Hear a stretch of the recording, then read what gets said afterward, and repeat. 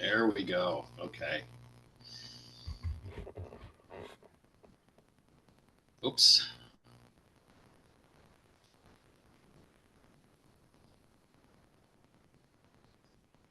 Okay. There we go. All right. Well, welcome everybody to the June meeting of the Seattle Robotics Society, and glad to see lots of happy, smiling faces out there. Um, I am coming to you live from near Boise, Idaho. So I'm in Mountain Time here. So that's my notes on the bottom of the slide. There's where I've got the 11 a.m. Mountain Time. That to remind me that oh yeah, it's an hour later than you guys, or most of you guys probably. Maybe a few of you that are in other time zones. Um, we're going to follow kind of this general agenda, which you have most of you have probably seen before, and we'll do a short break um, after the meeting, this essentially the meeting portion, and then we will start our presentation. And our presenter Joseph Cole is online with us right now, so welcome and thank you for being here. If you are not directly talking, do mute your microphone so that we don't have screaming cats and barking dogs and yelling children and all that kind of stuff happening in the background there. So um, if you have comments, questions, etc., put them in the chat window. And say, Joseph, for your information too, maybe keep an eye on the chat as you're going, because then people will probably insert questions or comments or other things in there. So use that as a bit of a feedback for you as far as what people might want you to address or talk about. So okay, will do. Have that handy. Um, yeah, during the and do and just since I have the note down here too, we had a presenter a while back who shared a bunch of information on our video, and since we post these on YouTube, he came back and said, "Oh, I need you to edit out this and this and this." And it turned out to be a kind of a huge pain in the butt to sort of edit time slices. So just be aware that it's going to be posted out there in the world, and so don't present anything that you don't want going out that way. So thank you. Lloyd, Chaz, and I kind of share this running these meetings as we're available. Lloyd and Chaz, I think, are off and doing other things here this month, but they'll be around. Let's see, we now have a merch store. So as some of you who have been around the SRS for a long time may recall from years past, we would sell T-shirts at the Robothons to raise money to fund those things, and we don't really need to do that for fundraising purposes. But during one of our 6 months ago or so, there one of the Robothon committee members, he did some research and connected us with this Redbubble website. And you can not only get T-shirts, you can get mugs, you can get mouse pads, you can get duffel bags, baseball hats, you name it. They make pretty much anything and everything, and they will custom make those things for you and ship them directly to you. So if you're interested in that, it's on the front page of the SRS website is the link to this store, and check them out sometime. And there's past Robothon T-shirt designs are available there and other things. There's a couple of really cool ones from long ago that were full color, and that would be really neat if we had some of those on there, but I have a feeling they would be pretty expensive. But we may consider putting some of that kind of stuff up there too. So next Saturday there's going to be another Build It with Arduino meetup. So Donna Smith will be running that, and that'll happen Pacific time from 1 p.m. to 3 p.m. So if you're interested in that, You can actually just go to meetup.com and then find the Build It with Arduino and join that. And those are I've only been to a couple of them so far because my schedule's been so crazy, doing a lot of traveling lately. Excuse me, but a great way to get into some of the basics of how do you use Arduinos, how do you use libraries and setting them up, programming them, setting up the dev environment, all of that. So anyway, I believe she typically plans them for a week after the SRS meetings. So whatever Saturday that lands on, either the 4th or the I guess it's usually the 4th Saturday. Sometimes it's on the 5th Saturday, but she puts that out in the meetup information. Speaking of Robothon, there was let's see, what has it been? 3 weeks now? 3 weeks ago, there was the Robothon at the new First Field House down in Kent. And since I'm in Idaho, I did not have opportunity to attend, but I'm kind of curious if there was anybody here who was there who could just tell us a little bit about that. Well, I was there. It was fun. We Okay, had a lot of excitement at the mini sumo. cool.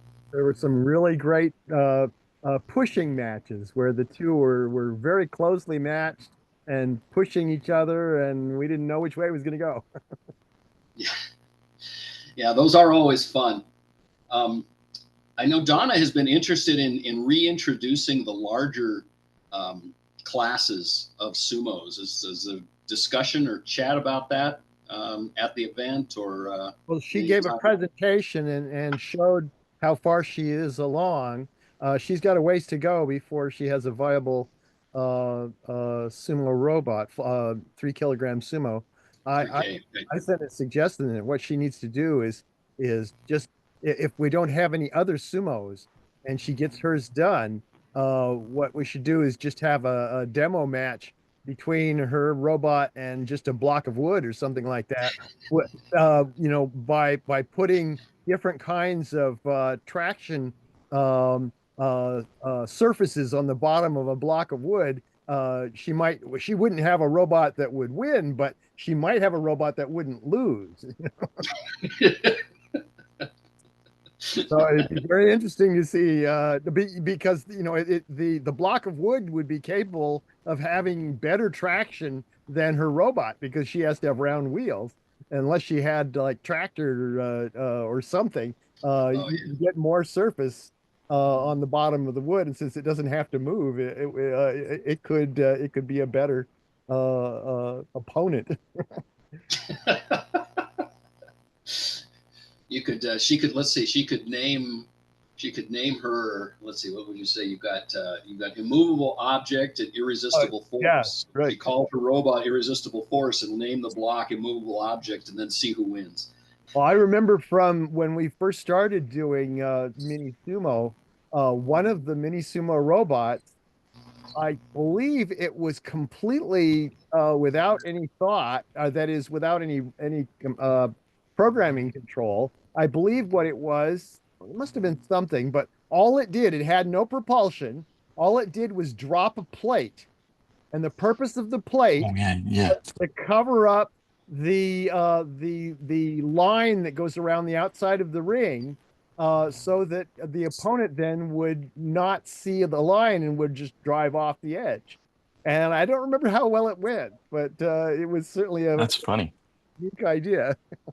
That was I think that was Tom Dickens or his son who came up with that. Blackbird, as I recall, was what he called that, and it was all painted flat black, so it would be difficult or potentially difficult for the IR sensors that mini sumos typically use to see it. And then it had a wing, and I'm thinking those wings were, they were 6 or 8 inches wide, or maybe as much as a foot on either side.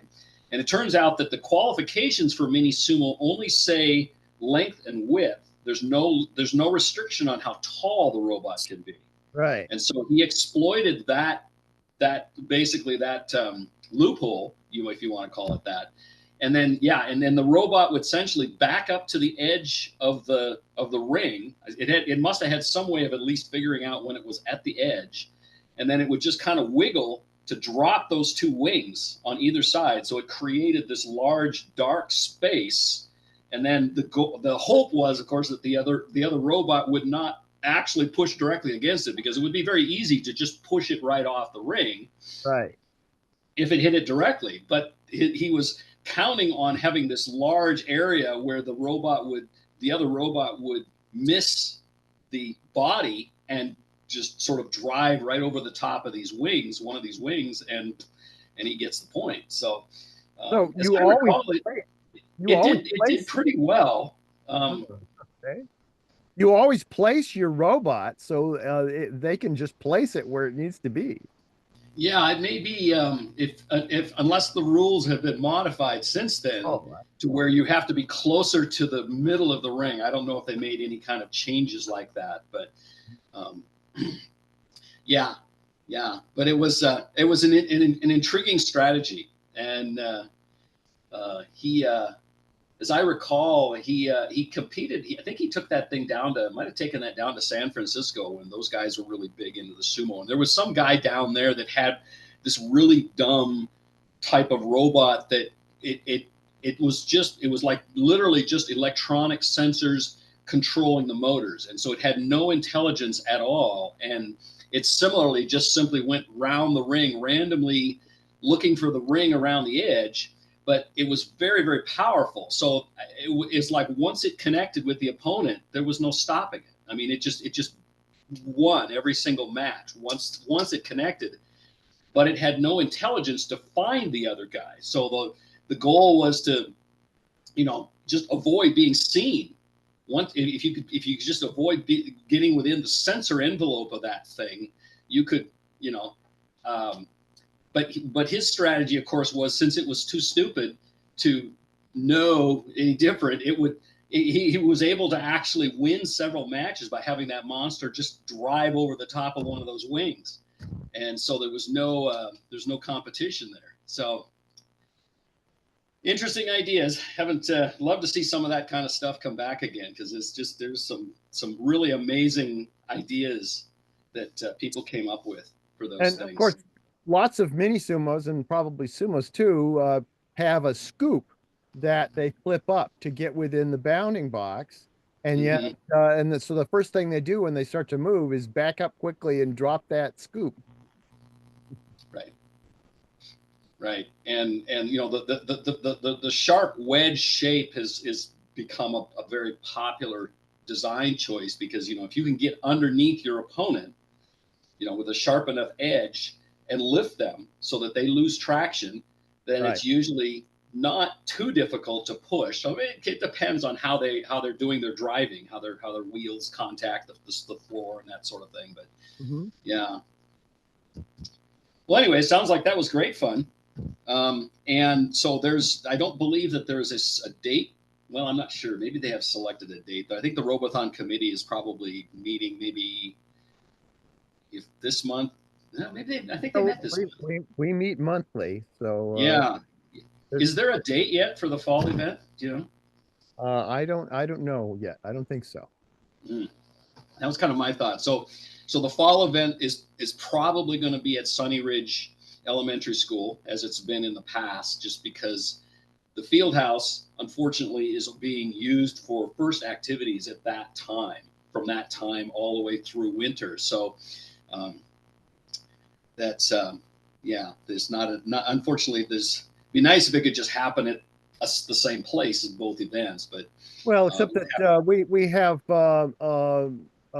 Robo Magellan at the next one, so that's outside. So the school is a good place for that. They have that is true. Yes. So and the weather is hopefully will still be reasonably cooperative by then, but yeah. Anyway, the robothon.org, that Donna maintains that website. So hit it up and see what, anything that's nailed down should show up on there fairly shortly thereafter. So, all right. Well, probably spent enough time chatting about that. So we will move on to other things here. Maker spaces, local maker spaces, local as in Pacific Northwest in general. There are so you can drill down there from the SRS homepage, right across the top there, pick resources, and then maker spaces is one of the tabs that'll drop down. And then there's also the resource page where people will periodically send me links that they would like to, that they think would be useful to us as a club. And so I'll post those in there. So it's an alphabetical, just kind of alphabetical by the name of the link. So you can hit up on those. Let's see. Has there been anything else that's happened here recently besides Robothon that anybody wants to share about, or that they've attended or participated in, or anything like that?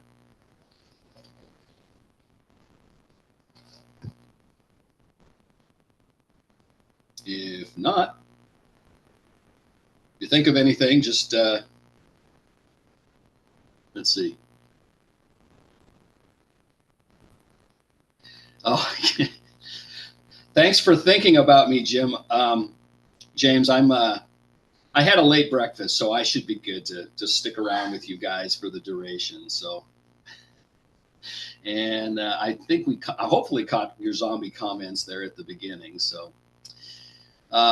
okay. If not, there's other places that you can go. Makerspace does regular meetings up in Everett, and so you can. They've got a really cool makerspace up there that you can use, and they do robotic events up there. They also record and I believe they live stream those. So there's opportunities to watch and participate in that stuff. And then there's also Robot Events website that has stuff that's happening everywhere. So if you got your phone handy, you can grab those QR codes to go straight to either the event space, the Robot Events website on the left, or the Snowco Makerspace on the right.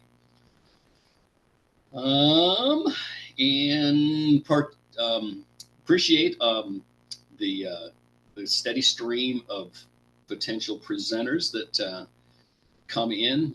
Robert Kellogg has been the most prolific as far as finding those, and it's hard to keep up with him because he sends a lot of them to me on a regular basis. So I think that might be for Joseph. I think that might be how we heard about you, as one of his. He came across you out there on the web somewhere and said, "Hey, you should get this guy to come and talk to us."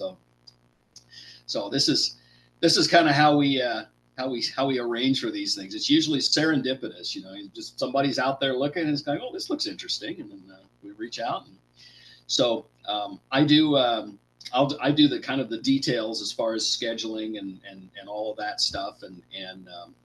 But feel free, if you come across somebody or something that seems like, well, we should bring this in, reach out to them and chat with them and find out if they would like to talk to us, and if that seems like a suitable topic. And you can also email me, and then I can give you feedback on that, and then just let me do the details for scheduling.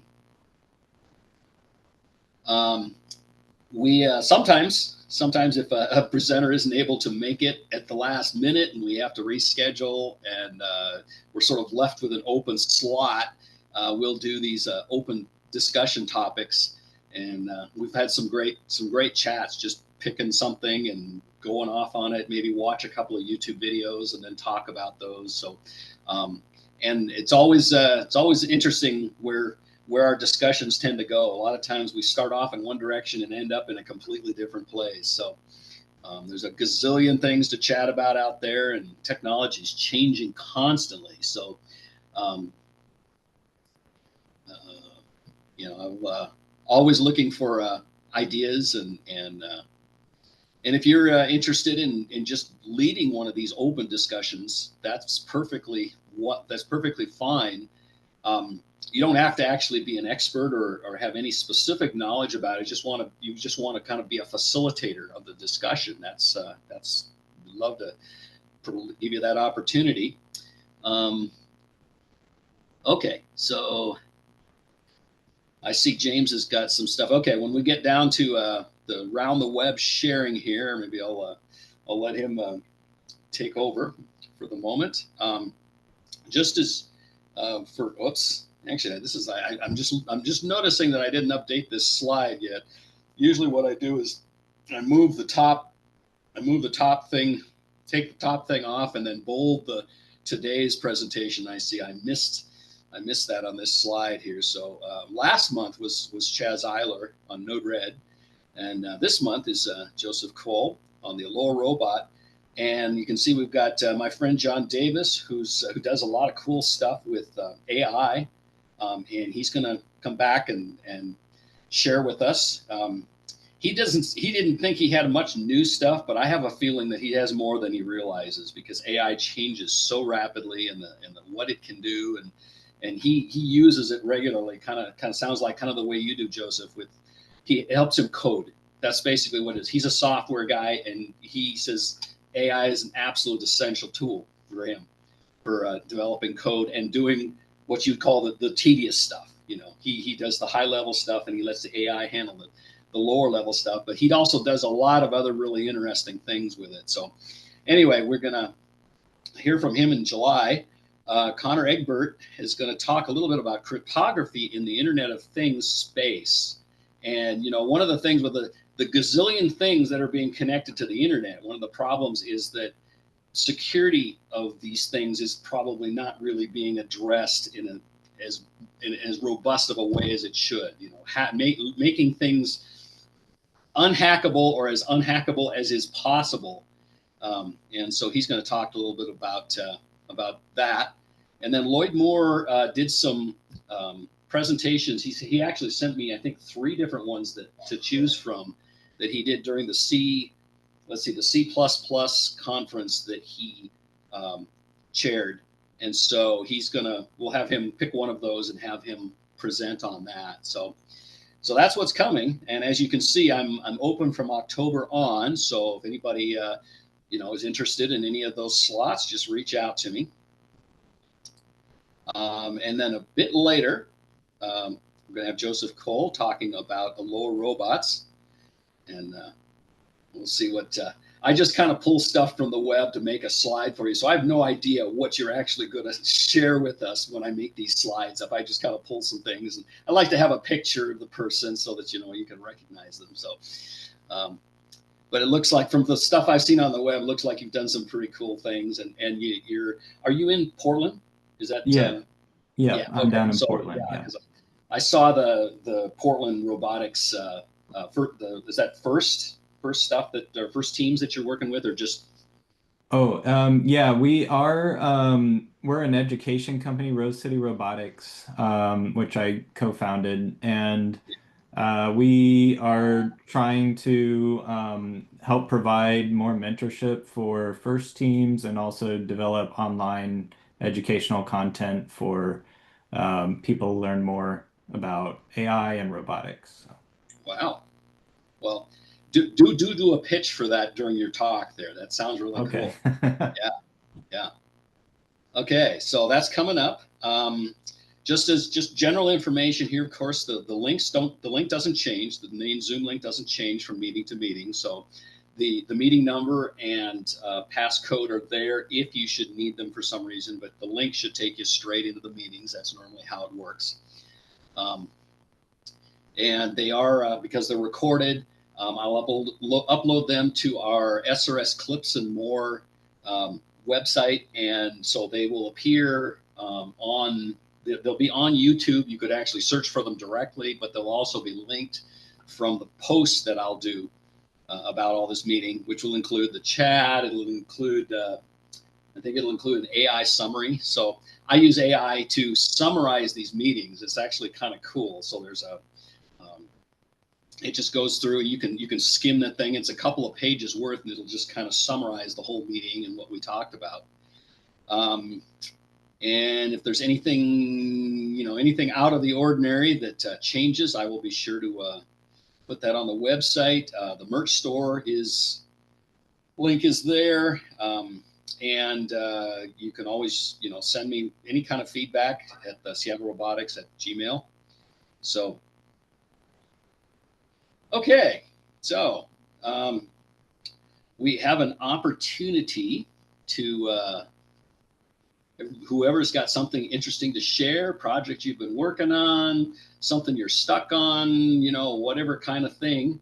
And I saw that James, he's got a demo of some sort. So you want to take it away? Well, if anybody else has something to share, I don't want to take away from that. So I'll wait for 3, 2, 1, and then if nobody interrupts me, I'll go. Take it away. So it's kind of interesting because what I want to share is kind of, some people would think that it's like the antithesis of what our speaker today is going to talk about. Are you seeing the screen just to make sure you're seeing the robot arm and all that junk? Yes, we are. Awesome. So what I'm going to do is I'm just going to show you that this is DDE, which is our free on the web IDE for writing robot control stuff in JavaScript, which makes no sense because nobody does JavaScript to control robots. That's ridiculous, but that's what we do. And anybody who wants to can use this. This is free. Basically, what we have here is a simulated version of a robot arm. And I'm making a stack of blocks here with this code, which is in a starting state, which I have specified here, right? And the numbers, because it's a pain to draw numbers on blocks, I just use the number of the block as a color. So you can see this is relatively unordered. You can put it in a random order if you want to, or you can change different orders for the starting state. And then there's a sim object that actually makes the objects, and then we add the goal state that we want it to be in. And then this program is actually running, and I'm going to go ahead and start it just so you can see what we're talking about here. So this is a very, very poor physics simulator. It's, what you can run inside a student's browser. Keep in mind, a lot of the reason why I'm doing this is because, students can't install programs on their Chromebooks or whatever that they have in their schools.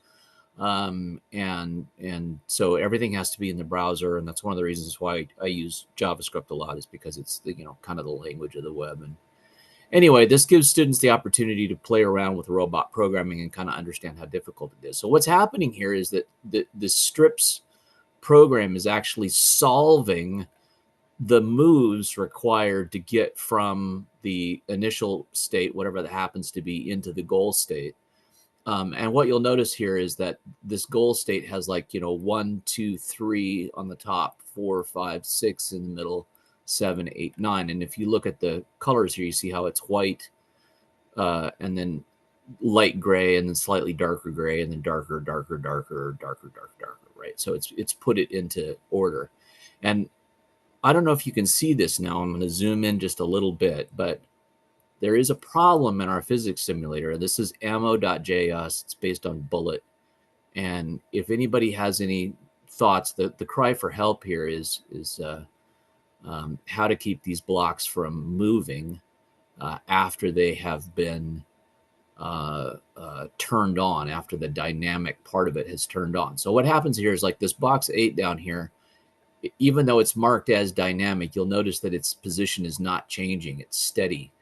But if I look at one of the boxes that has been moved over here, what you'll see is that the position is vibrating, and you can see these blocks slowly moving off. Now, what's supposed to happen is that ammo is supposed to see that there isn't any significant force acting on the object, and it's supposed to lock it in position and not continue to vibrate. So the cry for help is, if anybody knows what's going on with that, please let us know. I wanted to show you real quick. This code is from a student that I mentored who is absolutely fantastic, smart kid. And this is a recreation of the original strips PDDL which is classical AI, very, very old stuff. STRIPS was from Stanford Research. It was part of the Shaky project, and it's basically a formal logic solving problem. So the opposite of neural networks. The disadvantage of this is that you have to put in just tons of rules and functions and all this kind of stuff before it starts doing things that are actually intelligent. The number of actions and preconditions and effects and all that kind of stuff that you have to have in there are just fantastic. So it's very limiting in terms of what you can accomplish, and that's why it was not terribly useful, although it is, as it happens, used quite a little bit, despite the fact that it came from Shaky, which was done back in the 70s. So there's a huge historical interest here. If anybody doesn't know, Shaky was like A-star came from Shaky. The how transform was applied to lines. Visibility graph method came from that, and PDLs, specifically strips, were sort of all invented from that. So there's literally versions of the code that ran on this Shaky's robot in the 1970s that are running on Mars rovers right now. So just to give you some idea of how important Shaky was to our future. And what's interesting is that there are a lot of researchers. This is a relatively new paper. I think it's 2003 or 2004. 2004. Sorry, 2024. Wow, time goes by fast. 2024 paper where they're using PDDL domains with large language models. And the idea here, this Leslie is a very well-known and very prolific instructor, and she works with a lot of different students, and they publish a lot of really cool papers. And this is just one example. There's been a number of people who are doing this, and the idea here is that you could take a large language model, and by constraining it with a PDDL, you can get it to, you can keep it focused, keep its feet to the fire, as it were, on providing solutions that will actually work.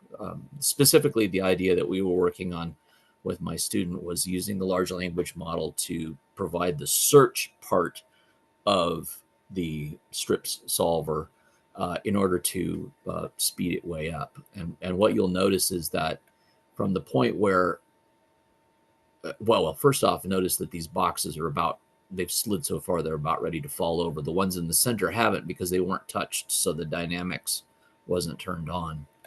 But anyway, from the point that I hit eval, that's where the problem is like stated, right? And then at the instant that I hit this button here, the instant between when I hit the button and when the robot starts to move gives you a sense of how long it takes to solve that problem. And it's pretty much instantaneous because it's being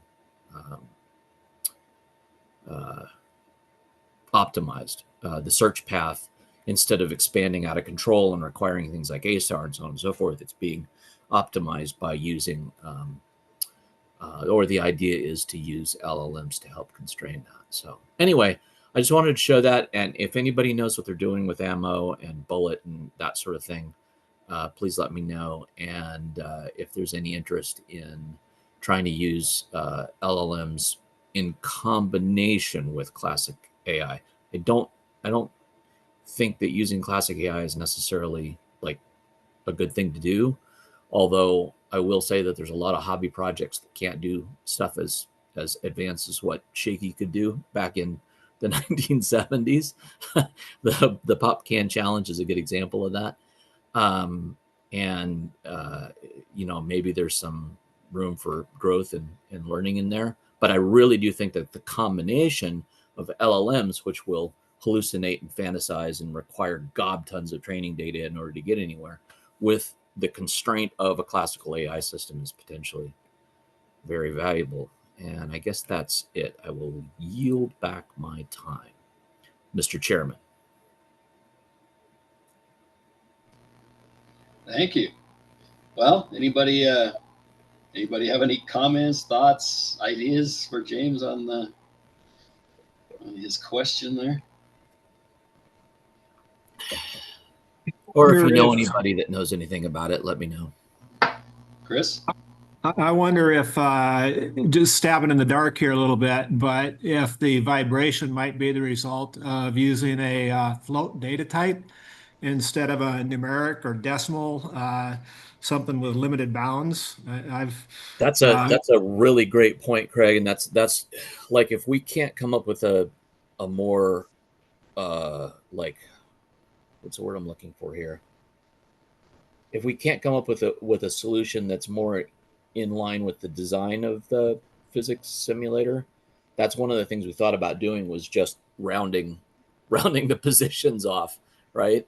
Like if it's close to this value, just keep rounding it back to that value. So yeah, that's absolutely a valid approach.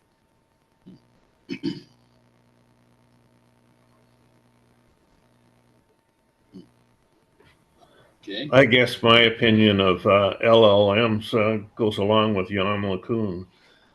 He has no interest in them anymore.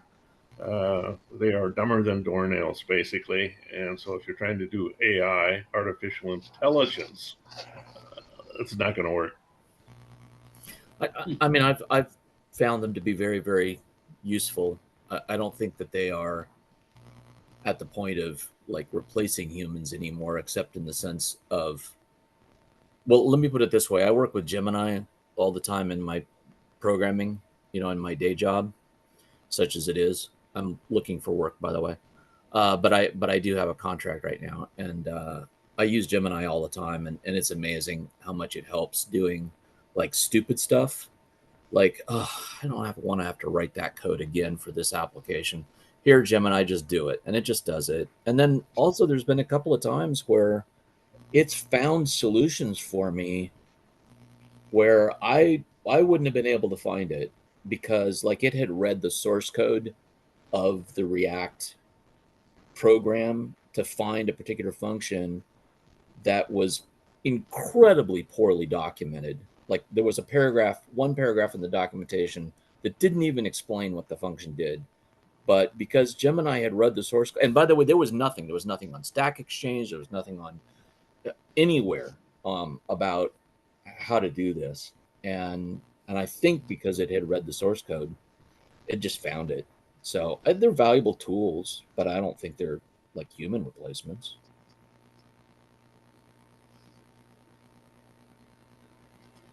Of course, the other side of that is that like if one programmer can work twice as fast, then that means that there was another programmer that didn't get that job, right? So, Anyway.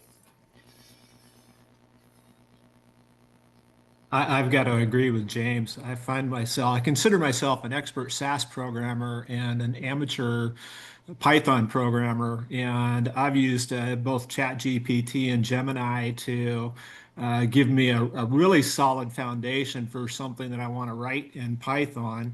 It always needs tweaking and finishing, but I can do something with Gemini and the combination of Gemini and ChatGPT in a matter of an hour that would have taken me a couple of days to do on my own.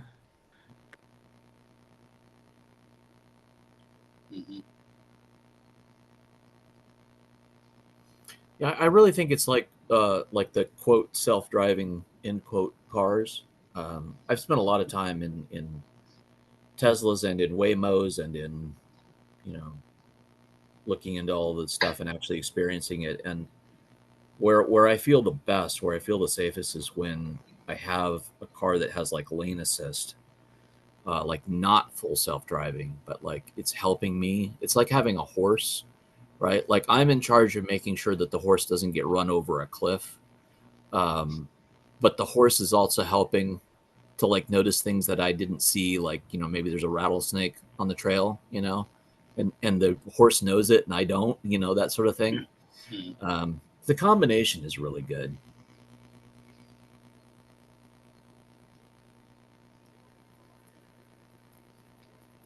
Of course, that does lead to me saying things like, whoa, Nelly, when I want to slow down. Kidding. Kidding. Obviously kidding. Yeah, I wonder. That would be an interesting accessory function for Tesla to add to their cars. The ability to understand horse commands. Checking your phone. I mean, your self-driving car. I mean, why not? What else do you have to do? You're sitting there with your arms folded across your chest. Your legs are not doing anything. It's like, well, it gives you something to do. I actually grew up around farms, and in Oregon, and I know that there was a guy that he worked with a horse every day of his life, maintaining fences and ranch lands and all that kind of stuff. And at the end of the day, or when he was done for the day, he would just tell the horse to go home. And that horse absolutely 100% understood that command and would just go home. Sure. So yeah, why not? Yeah. So are Teslas smarter or dumber than horses? Oh, dumber by far. Oh my God. That's awesome. More obedient, but certainly dumber. I mean, really, when it comes right down to it, if you want to talk about the dangers of modern AI, the big danger is all the butt kissing. Notice how I edited myself there. The thing that drives me nuts about Gemini is you're absolutely right. You've hit upon an important point. This constant oh, just give it a rest, dude. And there's kids now that are like, they have AI girlfriends or boyfriends or whatever, that they're literally forming relationships with these LLMs. And if you watch the movie AI, this is like 80 something. Oh yeah. Do you remember that movie? I do. The premise is the family wants, they maybe want to have a second child and they're not sure. The wife wants maybe, but she doesn't know if she wants a little brother or sister for the child that they already have. And the guy works at a robotics company who are thinking about making a robotic child, because there's already robots everywhere. There's adult entertainment robots, there's worker robots, there's all these other robots, right? And they're thinking about making a kid, so they make this prototype child robot that they bring into their home in order to test out whether or not they want to have another kid. And I was just thinking, I have 5 kids, and I'm like, if I could have a robot child and never have to change a diaper or have that like spit up and spew, and you go to change their diaper and they pee on you. I mean, kids are and then they get to the rebellious phase, and that's even worse. I mean, if I could just have a perfect robot child, I could see. And I mean, that's just like robot girlfriends aside. I mean, that's an obvious one, right? I'm like 5 miles from the real dolls factory, and I have a friend that works there. So, that's like that's an obvious. So I think this is the great filter. That's what's going to happen, is that, human beings are just going to stop reproducing because robots are going to be so much better companions. I'll take a human rebellion over a robot rebellion any day. It's so messy, Chris. And It is true. Cleaning up the I'm not even going to go there. Yeah. Sweeping up the sprockets is so much easier. I'll just say that.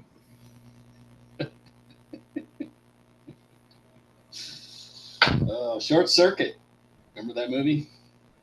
Yeah, that was a good one. Yeah. And human robot relationship. There you go. And then you remember Daryl, Dayrl. There's another movie from that era. Little boy. Of course, the best part of that movie is when he steals the SR-71 and then he's chewing gum. I don't think I saw that one. What's the one? You can actually AI house. Oh yeah. there's a famous actress who did the voice on that, and now she was the voice of the house, and the house like falls in love with the guy or whatever. It becomes a very toxic relationship. Scarlett Johansson, I think, and then somebody provided an AI voice that was trained. She claimed that it was trained on her voice and including her voice from the movie, but they advertised it as being like the voice from the movie. And so she said, well, wait a minute, that's my voice. You're stealing my voice. And she sued them, lost. But so, yeah, I mean, you can have Scarlett Johansson's voice as your.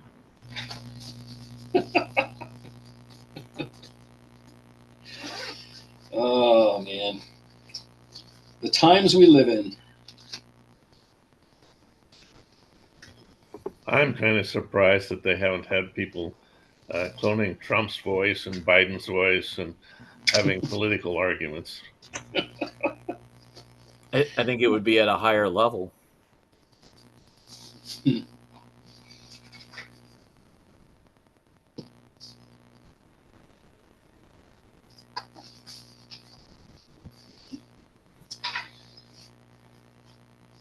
Yeah. So, anybody else want to jump into this three-ring circus here?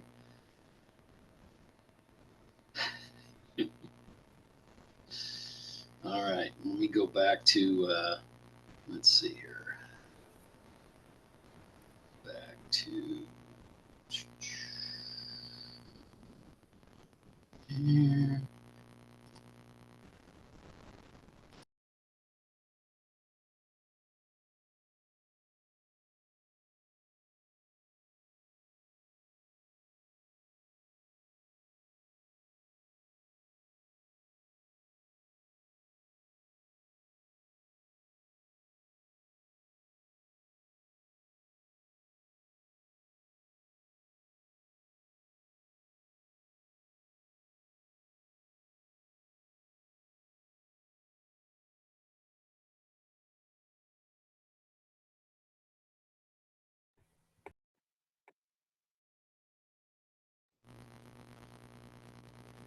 I'm gonna share my. I'll try sharing my screen a little bit differently here. I might have to redo it when I switch to that tab. It disables my microphone, so you can be able to actually hear what I'm trying to say. So let me see if I got any.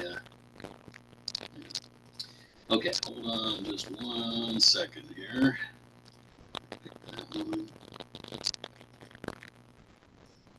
Okay. This was an interesting article that I came across where they talking about, since we've been discussing. Oh, get out of the way! I hate it when it does that.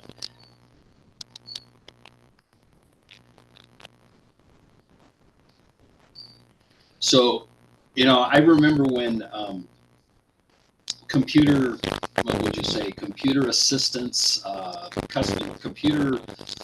customer service type of a things where you're interacting with a computer. It's understanding what you're saying and it's responding to that. And there's this people, do you say thank you and please, etc. to a computer? Does it care? I mean, it's because it's for some of us, we just kind of do that naturally. If somebody does something for us or says, gives us something helpful, we're appreciative of it and we thank them. But yet, it's a computer. It doesn't care, or does it? In this article, let's see here. Oh, that's an advertisement, so I'll have to play that one. So do you say please or thank you to ChatGPT? And I don't know, if any of you have any experience with this, how do you behave when you interact verbally with something like this? Are you polite, or do you thought even cross your mind, or do you go, well, I'm dealing with a computer, I don't need to be polite with this thing because it doesn't care, and I know my son deals a lot with Chat GPT models of various ilks, I think. And yeah, he says he always does the please and thank you. Mm. I don't have much to do with them, so Yeah. Probably the less you interact with it, maybe the less this even really you think about this or that it matters to you. But The way I look at it, I'm willing to spend OpenAI's money so that when robots do rise up, then they'll know I was one of the polite ones. Yeah. I'm not sure I'd buy that one, but I do think it's good to be in the habit of saying please and thank you on the off chance that you end up interacting with an actual human in the future. Sure. There's the other problem that the AI may think that your politeness is weakness and put you at the top of the list. Well, here's an interesting comment in this article. Polite, well-structured prompts often lead to better responses. Now, does anybody in some cases they may even reduce bias.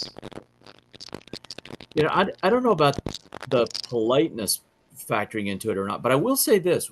One of the things that's really come into clarity for me working with Genesis is that the act of asking anyone or anything the question quite often helps me solve the problem.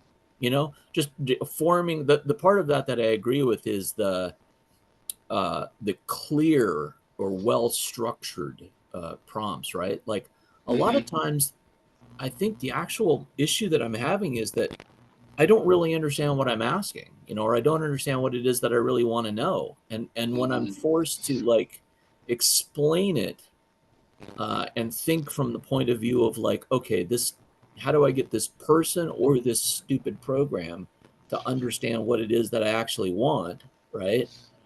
That just helps so much. It's really amazing to me. Probably speaks to my lack of self-understanding as well, but that's a whole nother topic.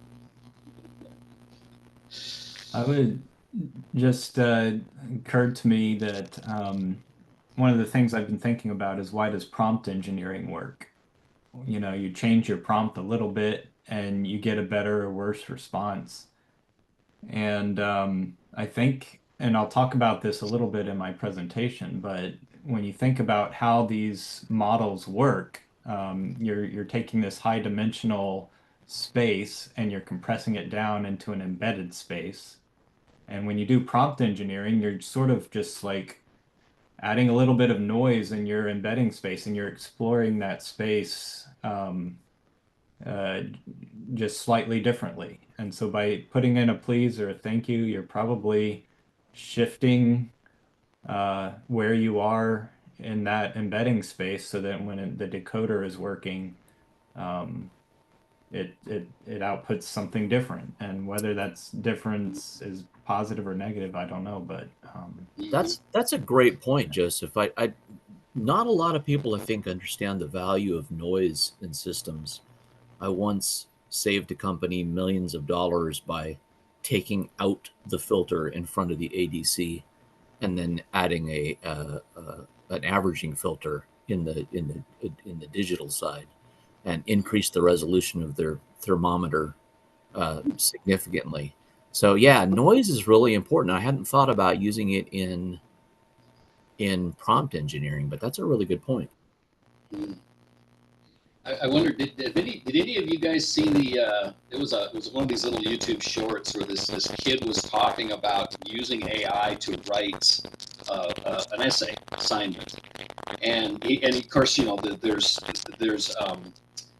tools out there that teachers can use to figure out whether the students have used AI to create their content or not. And he came up with this idea where he gave the AI the prompt and told it generate 5 paragraphs or 6 paragraphs of content. He then went back, rewrote the first 2 paragraphs, just the first 2 paragraphs, took the entire thing, handed it back to the engine, and told the AI to use the first two paragraphs as a filter, an algorithm, I don't know, whatever, make the other three paragraphs like the first two in terms of the tone or the way they're written. And then when he did this, he ended up with his 5-6 paragraphs, which he then fed to an AI checker, one of these tools, and it came back with, it said, this is not AI.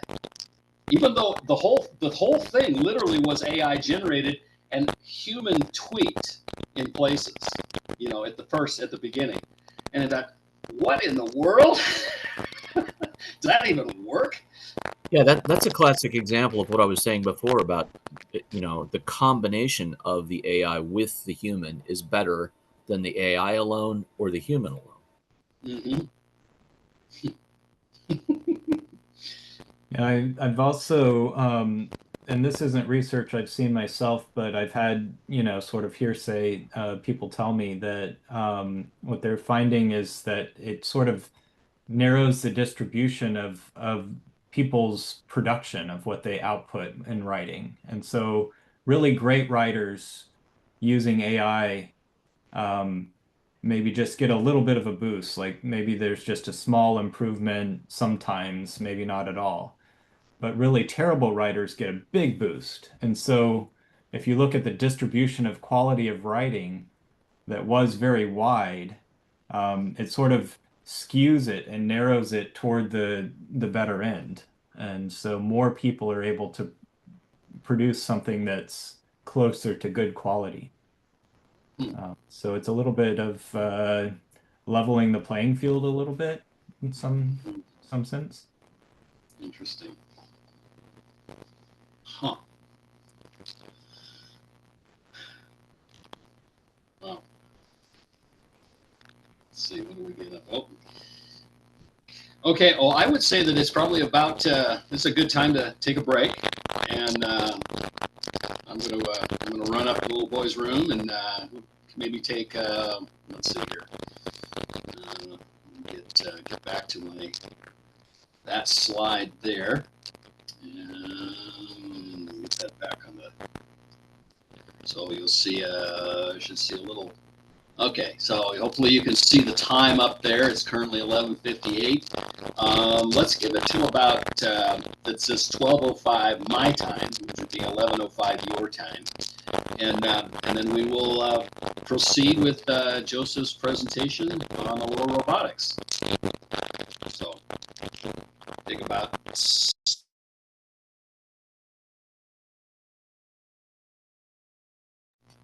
I will be back shortly.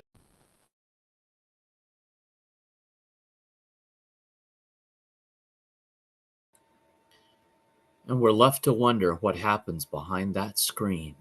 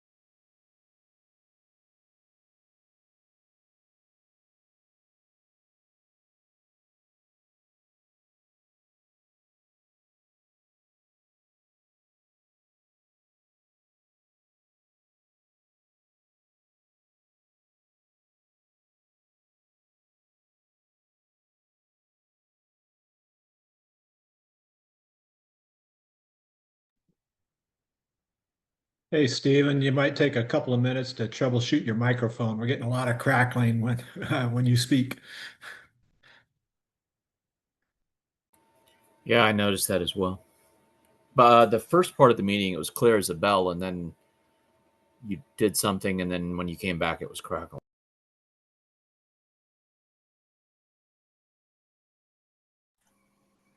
Let's see. Is this any better? Yeah, that's perfect. Okay. Yep. Okay. So that's the according to Zoom, that's internal mic versus my USB. Oh, okay. I've got an external USB camera over here on a adjacent monitor, and that was using that microphone instead of the internal mic. So, okay. Thanks. Thanks for letting me know. Yeah, jump in, and you hear that. I don't know why that matters. It's like it's hooked to us, should be hooked to a stable USB connection. I don't know why it's behaving that way, but okay.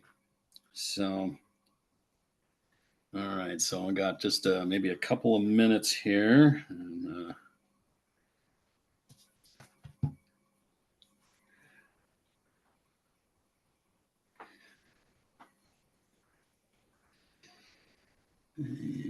let's see, audio option. What does it say here? Okay, yeah. Hmm.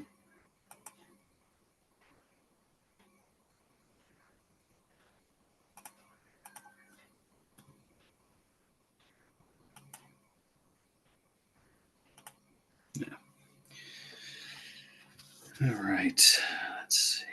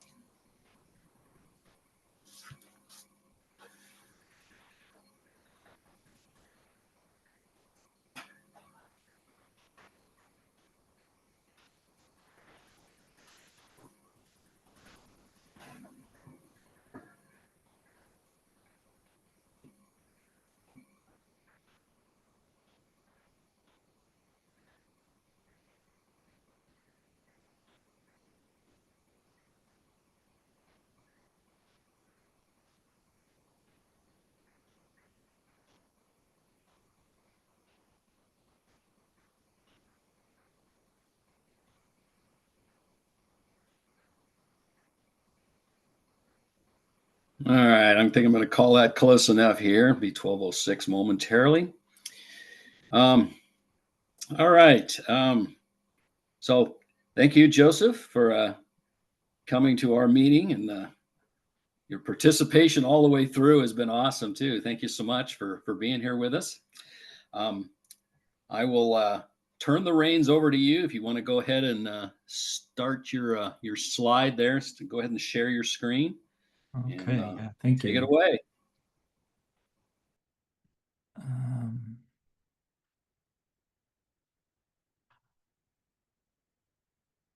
okay, and great. So I wanted to have the chat window open. There we go. Okay.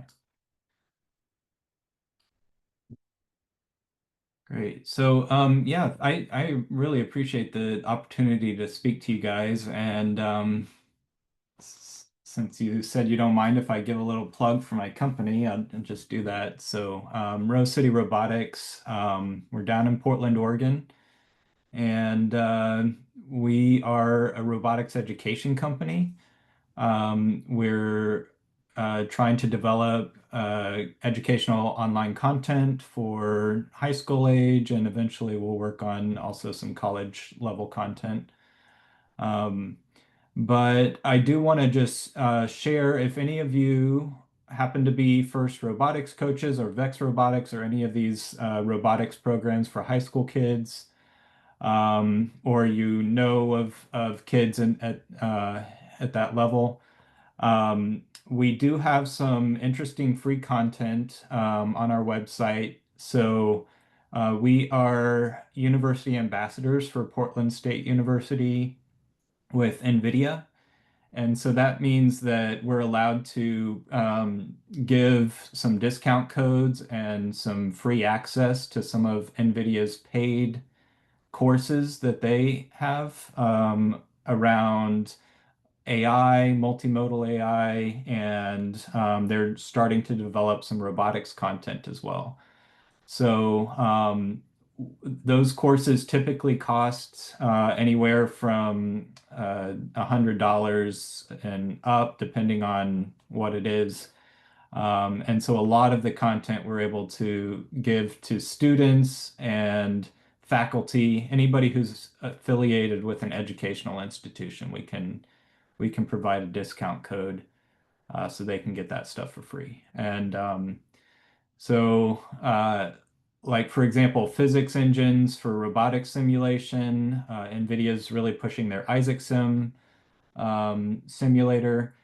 And so there's a whole bunch of content around learning Isaac Sim and learning about how NVIDIA is looking at training robots using reinforcement learning. Okay, so that's my plug. And I actually started Rose City Robotics last year when I saw the research for this ALOHA robot that came out, and it was published in early 2024, and it's out of Stanford.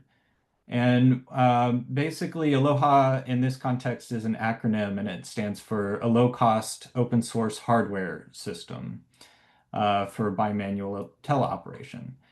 And so this is a video that came out and sort of went viral around the web. Some of you may have seen it. It at least popped up in my LinkedIn feeds and those types of places of the ALOHA robot in action. And this is autonomous. And so they were able to get the robot to cook shrimp, call an elevator, and wipe up a spill, give a high five, and clean up dishes. And this one's interesting. They actually only trained it on pushing in the first 3 chairs, but the robot was able to extrapolate and figure out how to push in chairs 4 and 5 by itself. Okay, so it's pretty cool what they were able to do. And this is all done through imitation learning. And so I'm going to talk a little bit about how they accomplished getting a robot to do these things. And using the low-cost hardware. So those arms are not very good, actually, when you compare them against a typical industrial grade robot arm. And to give an example of what I mean by not very good, so they programmed the robot to basically turn around, and then the arm is holding a marker, and it's supposed to touch the marker to where that red X is on this whiteboard, I guess. And they did the 20 trials of that, and you can see where the marker actually touched, where the dots are kind of lined up along the left-hand side of that image. It's a little washed out, but hopefully you can see it. And yeah, so you can see the level of error that they had to compensate for in order to get the robot to do some pretty fine-tuned tasks. And I didn't show it in the video, but these robots are able to even do things like tie a shoe or thread a zip tie. So even with this very low-cost hardware, they're able to achieve very fine manipulation, and they do that by doing error correction on the fly with the visual feedback. So there's a camera feed, And they're taking those pixels coming in as a stream and using that as error correction for their motion planning. And they're also doing it using a technique that is now in the research community, you might hear it referred to as pixels to action. And so they're directly using the visual information to generate actions. And the way they've done it is using the transformer neural network architecture. And transformers are the same exact kinds of neural networks that are the backbone of how things like ChatGPT and all of these large language models work. But in this context, instead of predicting sequences of language tokens, they're using the transformer neural network to predict sequences of robotic motion. And I see a question from Doug. The cross, rotate, and repeat test, it made the initial cross. No, I think the initial cross is just its target. So it was programmed to turn and touch where that initial cross was, but then it missed it every time. Yeah, so transformers and using them outside of the context of language because they're actually good for any kind of sequence, and lots of different modalities of data can be encoded as a sequence of numbers. The earliest transformers were used for translation. So one way to think about them is that you're translating one type of sequence into another type of sequence. And that sequence could be, the input could be a German sentence, and you want to output a sequence of an English sentence.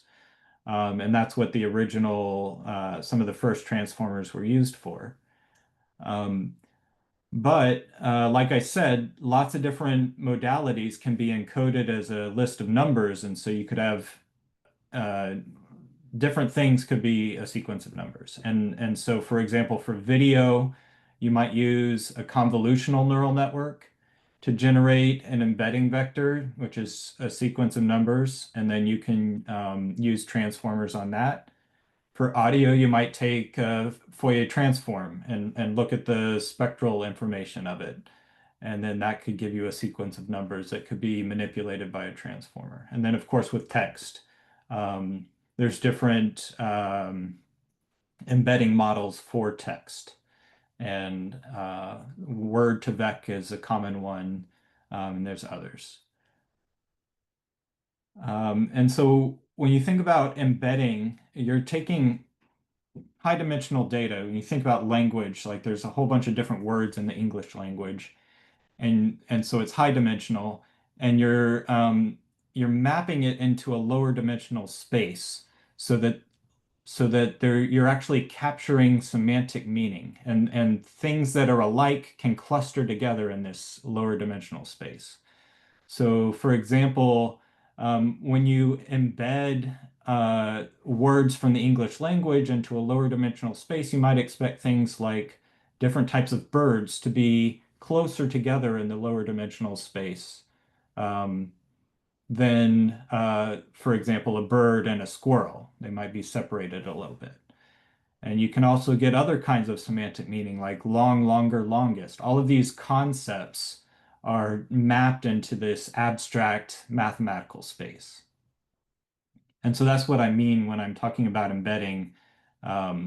It's like taking high dimensional data and compressing it in some way so that there's a distance metric, and then light concepts are mapped into the lower space nearby each other. And so I wanted to talk a little bit about what that means in the context of video, because the ALOHA is using video inputs. And so I wanted to talk about embedding video. And when you think about images as kind of the ultimate high dimensional space, this is a relatively small image that I've put up on the screen here. It's 100 pixels by 100 pixels. And I generated it randomly. And so it's an 8-bit image. So each of these 100 by 100, so that's 10,000 different dimensions.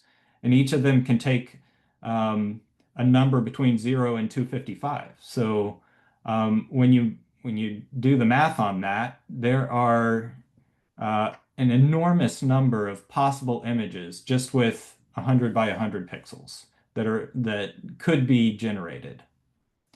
And so it's an extremely high dimensional space. It's more than the number of atoms in the known universe by a huge margin. But somehow, if you go to ChatGPT and you feed in a prompt, you say generate a random image, and this is a 100 by 100 pixel image. It doesn't just generate the random noise that most of that enormous space of images is taken up by, but there's actual structure in the universe. And so the images that it generates come from this sort of understanding of the structure of what images should look like. And so it generates an image, and there's sort of a technical name for this in statistics. This is an almost never event. So out of this huge space of possible images, it pulled one at quote unquote random, and it came out with structure that we can recognize as maybe a pond with a boat and some clouds in the sky. And so it's doing something special there, and that is in that high dimensional space. It's actually learned some sort of mathematical manifold, which is a lower dimensional space that's embedded in the high dimension space. And so if you think about that in 2 dimensions, so you could have a 2-dimensional plot of points, but if all of the points sort of line up along some line, you could use a parametric equation to use a single dimension to address yourself along that line. And so that's a manifold. It's a lower dimensional map of this higher dimensional space. And images from the real world fall onto some kind of manifold like that because of the structure in the universe. And so that's what something like a convolutional neural network is actually learning from the data, is representing that structure in some way. So how exactly do convolutional neural networks learn structure from images? So we have some clues from biology. Basically, we know that our visual field is the cells in our visual field are receptive to a certain amount of space. So, and also to different frequencies. And so there's basically evidence from biology that our brain interprets the world around us in terms of something like these mathematical Gabor functions. And Gabor functions, you can think of them like a sinusoid multiplied by a Gaussian envelope. And so they capture something about frequency information, but also about spatial information. And so the receptive field on our retina is connected to our optic nerve, and then that goes to a region of the brain. And so each of the areas on the retina are giving different signals that map to something like these Gabor functions. And convolutional neural networks actually do something just naturally very similar.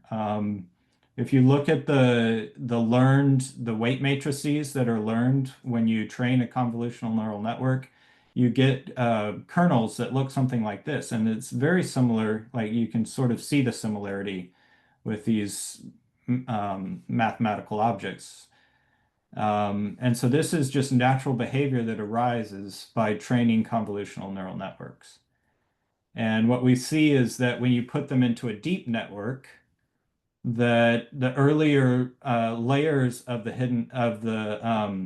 deep network will start to learn things like edges, the more traditional Gabor functions, and then higher levels will learn structure out of the edges. So you might get corners and contours, and then higher levels than that might learn something like parts of an object, which can then be classified into specific concepts. And so that is a way to think about how the embedding of an image or a video stream actually works. And so I'm going to go back and put that into the context of the transformer neural network architecture. And so this pre-processing step, that's the step where you might use something like convolutional neural networks to encode an image or a video stream, and you might use an FFT, the Fourier transform, to encode audio, or word to vec to encode language. But then you have this encoder and decoder, and the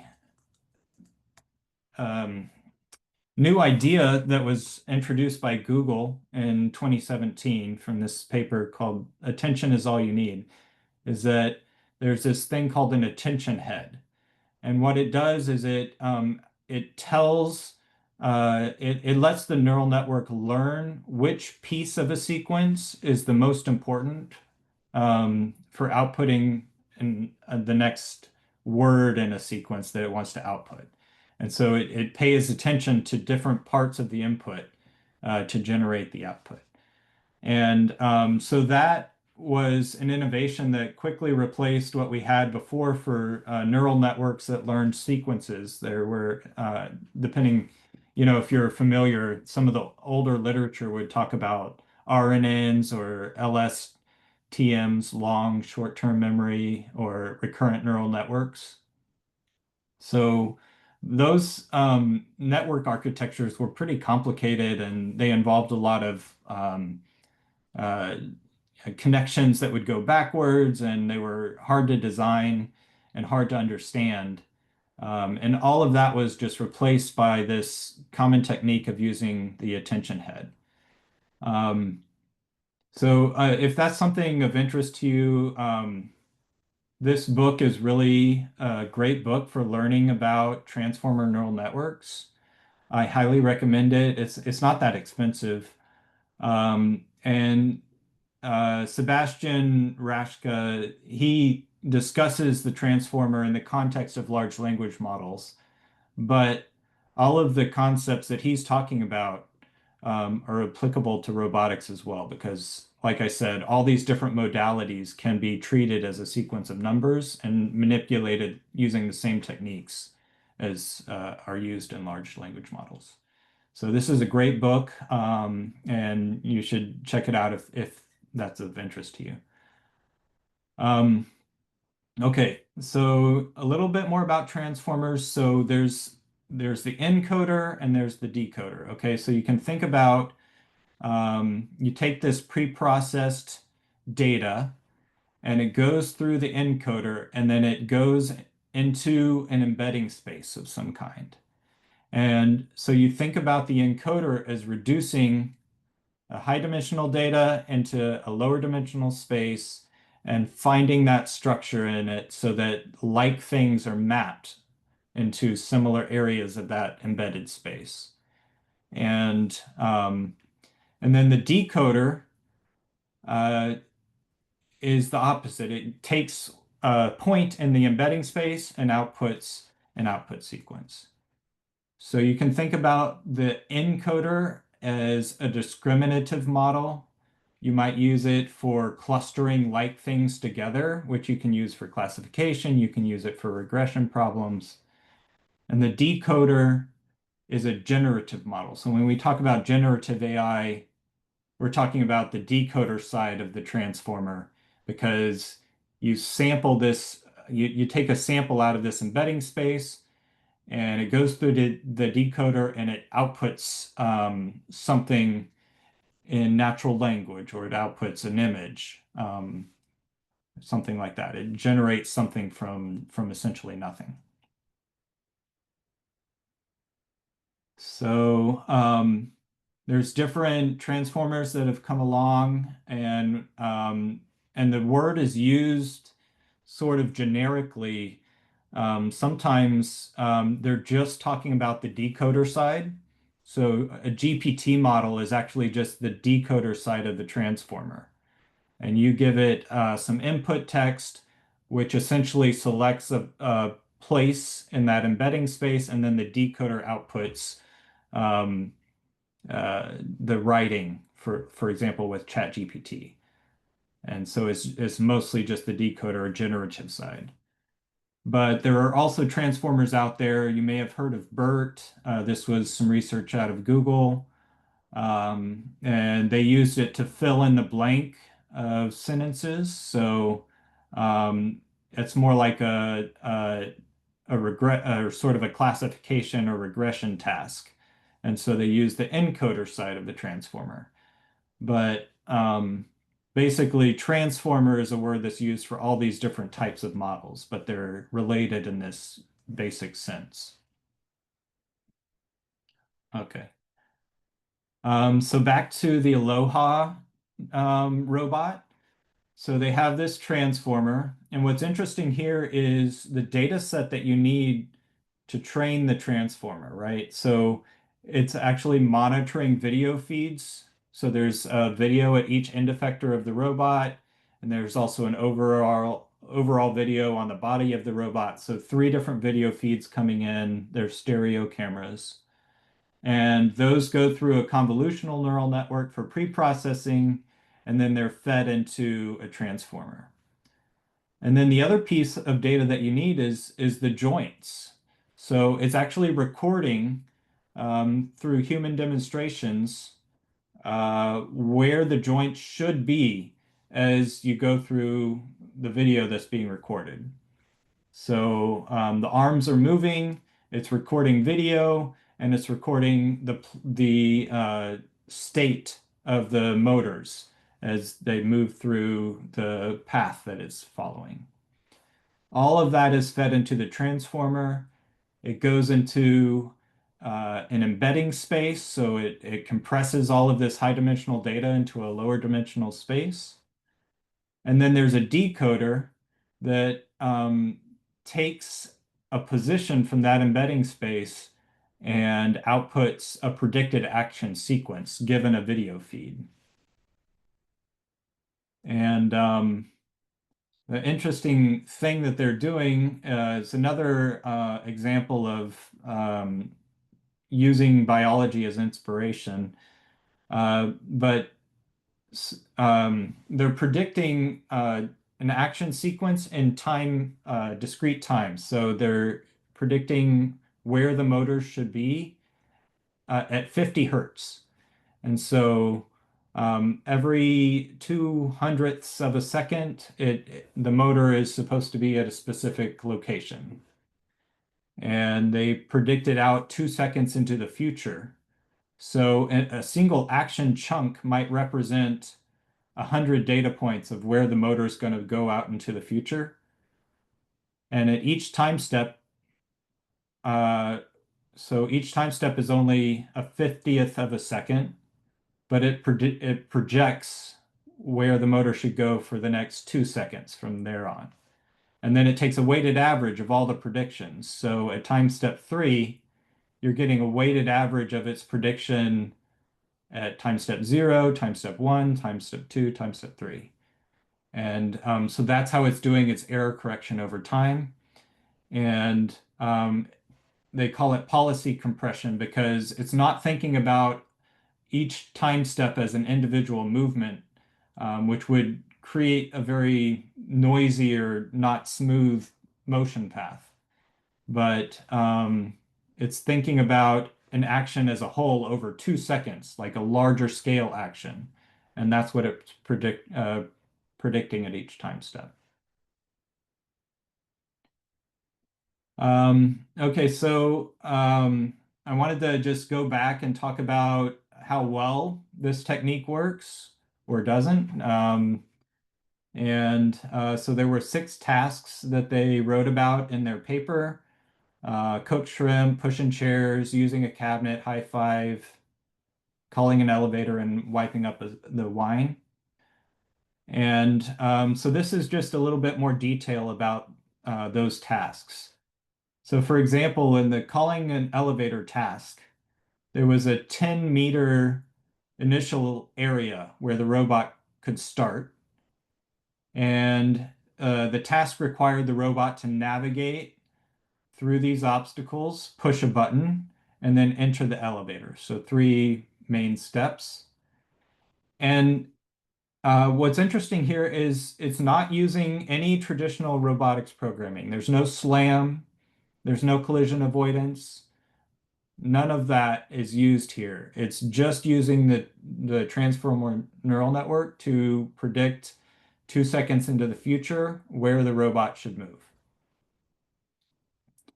And the data that's required to train the robot to do that is the human demonstration data. So, for example, there are 2 leader arms that a human controls with their own hands. And those leader arms teleoperate the actual robot arms. These are the follower arms. And so the human has to actually walk through and do the task many times to collect the data sets that are needed to train the transformer neural network to do whatever the task is. And it takes about 50 to 100 human demonstrations to collect enough data to do the task. And so you might ask, well, how hard is it to collect that data? And we have one of the ALOHA robots down at Portland State University that Rose City has purchased. And it's actually pretty difficult to collect these data sets. Oops. This graph on the left is showing, I think, 5 or 6 different people's attempts at doing the wipe wine task and collecting that demonstration data that's needed.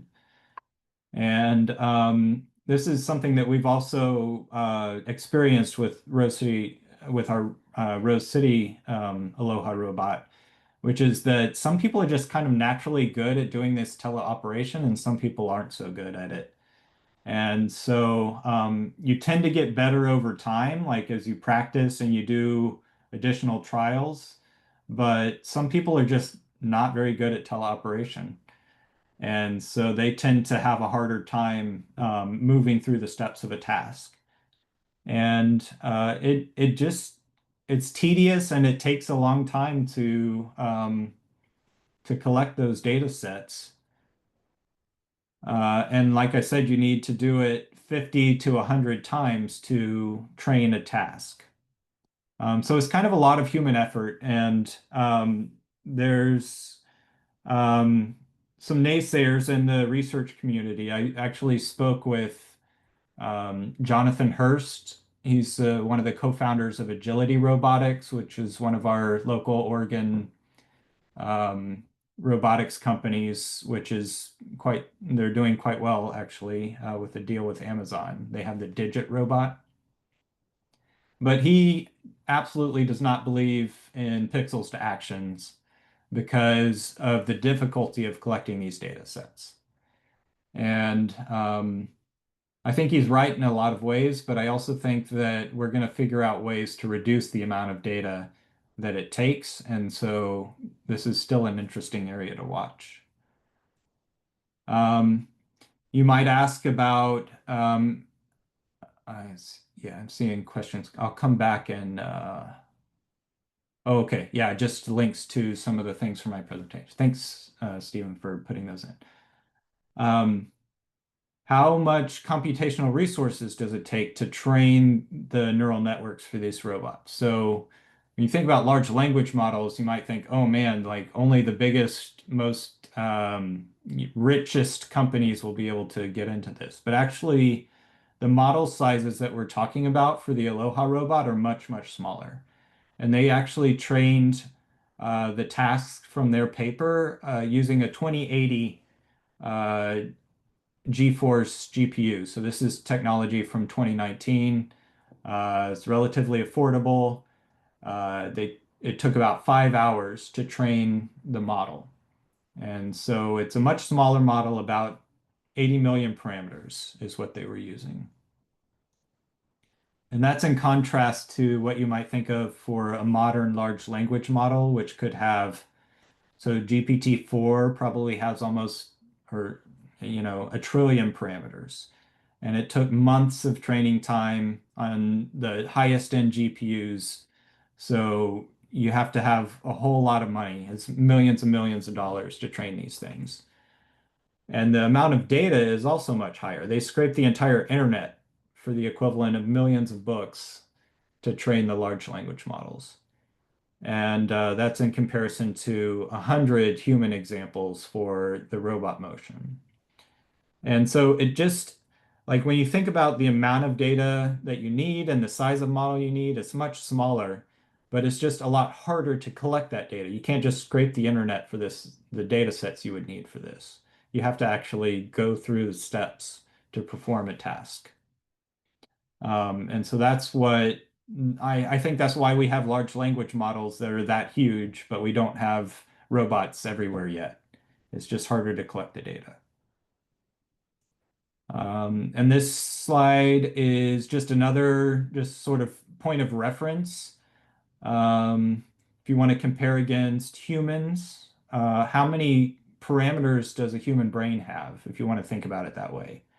Well, if you think about a weight matrix as a parameter, and each weight in the weight matrix is coming from a connection between two different neurons.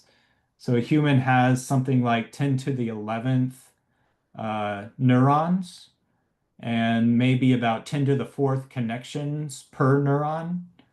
So you can just do, some rough hand waving and say that they have about 1 quadrillion parameters. So about 1,000 times more parameters in the human brain than the state-of-the-art ChatGPT 4. But, they're making bigger and bigger models all the time, so who knows? And then this is data of comparing their action chunking with transformers to some of the older imitation learning research, and just showing that they achieved state-of-the-art results. And so for the wiping the wine task, they were able to achieve 95% success rate moving through the 3 steps of wiping up the wine. That's with co-training. So co-training versus no co-training, what that means is with no co-training, they just used the 50 demonstrations of wiping up wine to train the model. The with co-training is they used all of the data for all of the different tasks, and even used data from, there's another version of this. So this is the mobile ALOHA, but they had a static ALOHA version that didn't move around a room, but still had 2 arms and could do different tasks. So they used data from that. They used all the data that they had, and they achieved much better results with that. And so it's just really interesting, this sort of transfer learning, which we've seen in other areas of AI, but it also applies for robot learning as well. And that just having more data results in better models. So state-of-the-art results, they were able to get pushing in the chairs worked really well, wiping the wine failed sometimes, but overall pretty high success rate compared to other imitation learning techniques. And then this is just a chart showing the overall results for all the 6 tasks that were listed in the paper. So cooking shrimp, that was a very challenging task for the robot, and most of the time it failed at that. But the rest of them, it did decently. And I think we know from Waymo, the 95%, that's the easy 95%. And then getting that last 5%, you're going to have to collect an enormous amount of data to close that last bit of gap to make this realistic so that it essentially would never fail. Let's see. I don't know the specific kinds of failures they experienced most often, but I do have this video showing some of their failures. And so let's play that.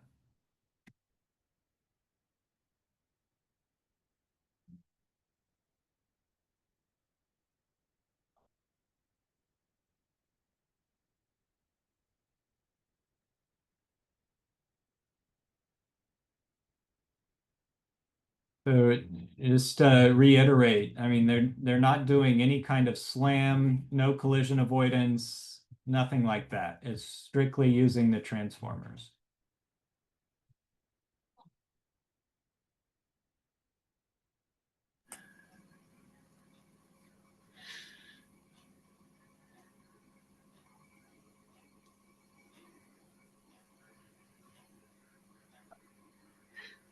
It kind of looks like the shrimp got burned under that saucepan on a few of those attempts. Yeah, I definitely it's still a work in progress. Yeah. Yes.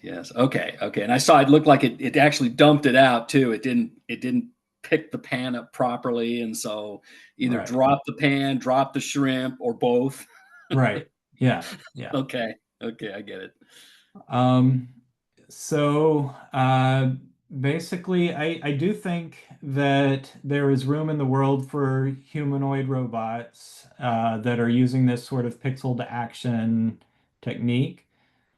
And there are a lot of very well-funded startups and companies that are working on bringing that into our lives. This is Figure AI. They have a robot. This is a guy, he's a previous founder. He had a really big exit for his first company, so he had $100 million of his own money to put into this effort. A red apple on a plate in the center of the table, a drying rack. And they have a deal with OpenAI to integrate large language models into their robot control. Sure thing.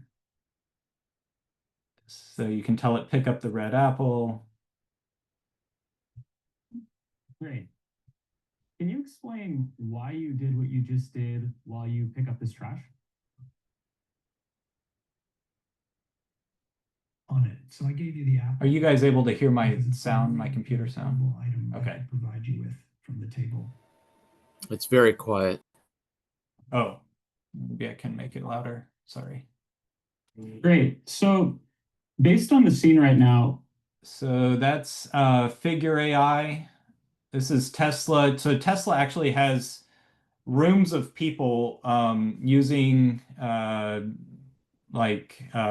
headsets to collect data sets, and they're using a lot of reinforcement learning. And so they just have enough money to collect huge data sets because they're Tesla. And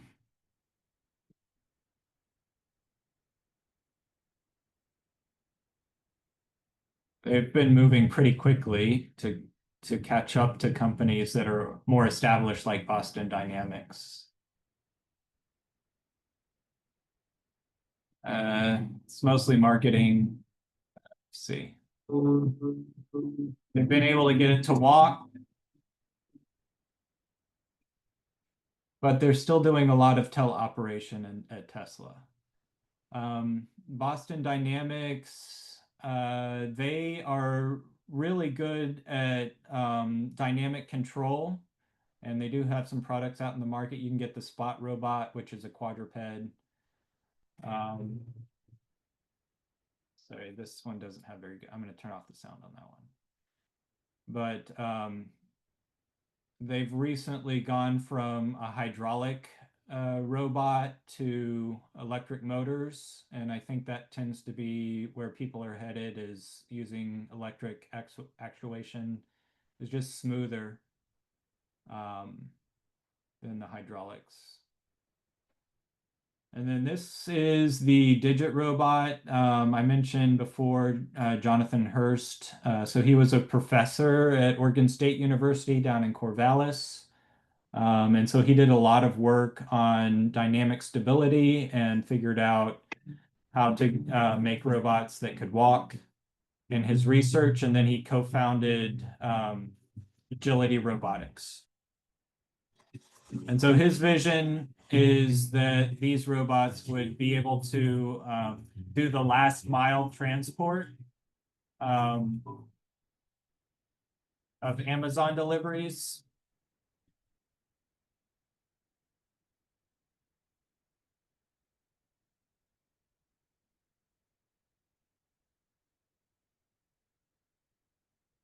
So, but basically navigating around obstacles and walking up the stairs to your home and delivering a package. But they have had a lot of success. They have robots that are out in factories right now, mostly moving totes back and forth.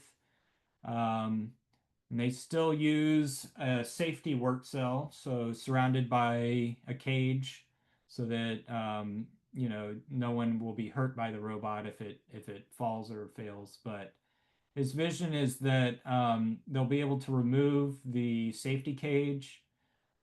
Basically, the first robots that will operate without a safety cage are in development right now.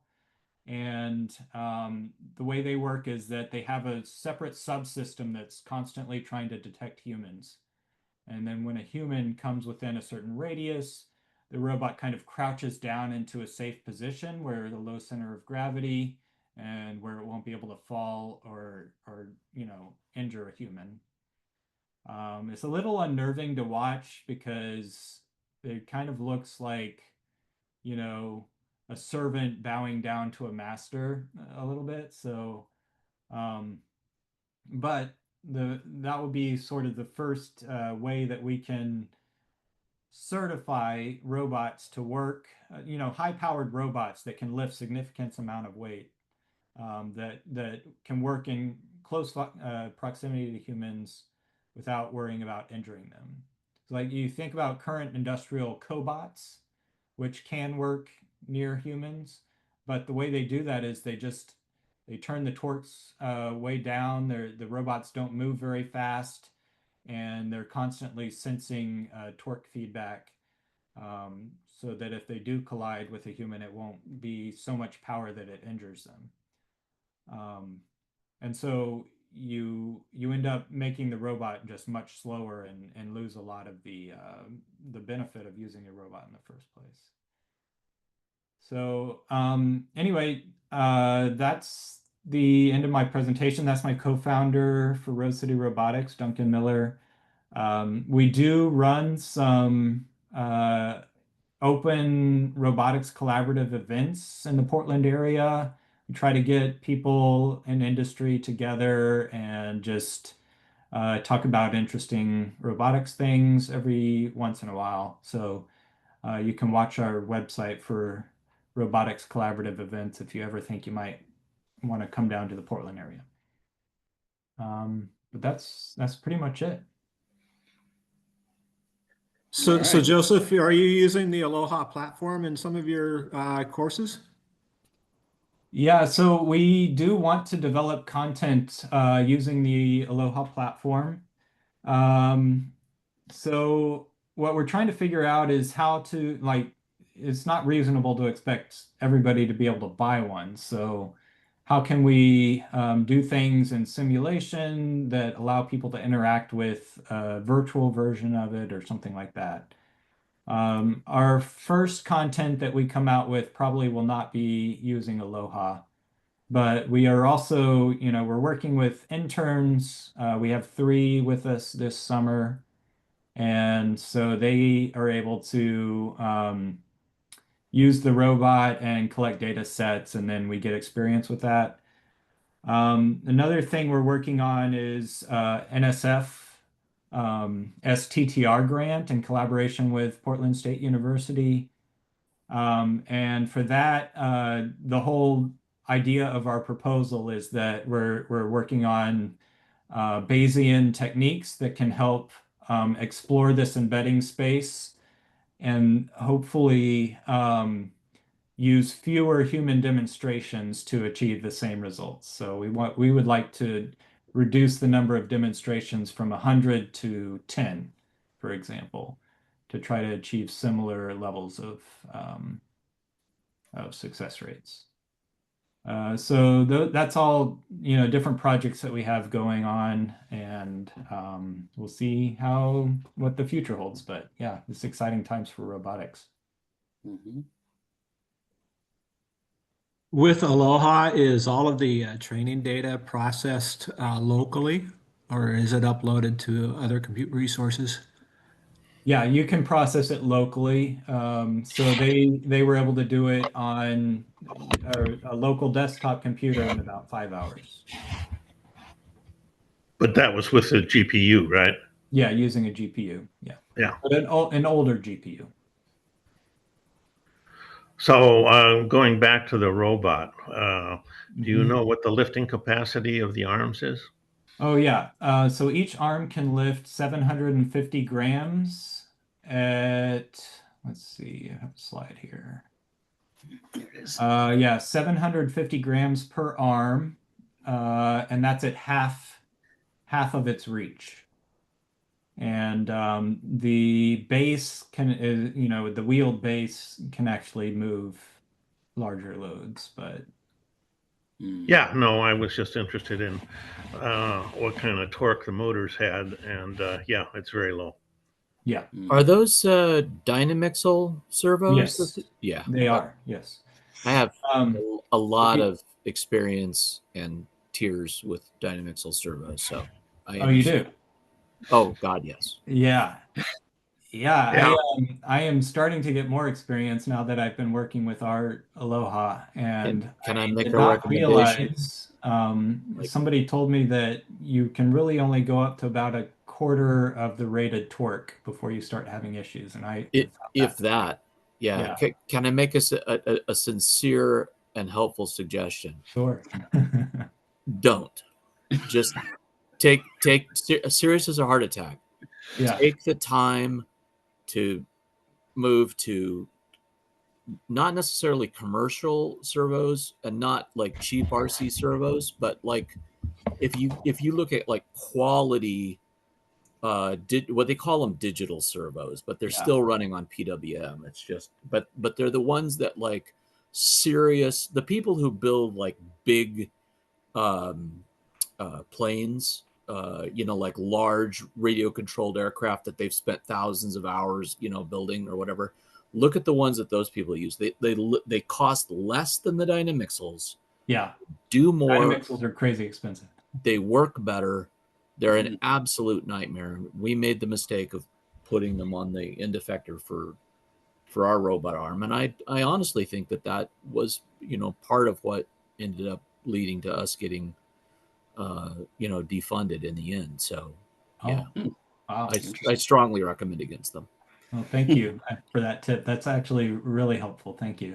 Also, But, if yeah, I could you make have just some one other specific, teeny tiny little suggestion, if you're gonna make arms, because it sounds like, are you going to move into at some point making arms? That's what it sounds like you're talking about doing. Well, I would like to avoid that. My personal experience is more on the AI and algorithm side, and I Yeah. think that's where I can have the greatest impact. So I would prefer to use off the shelf as much as possible, but also I don't want to spend. Yeah, I know that a lot of the off the shelf stuff is so expensive. There's markups and everything. So Well, yeah. Let me know.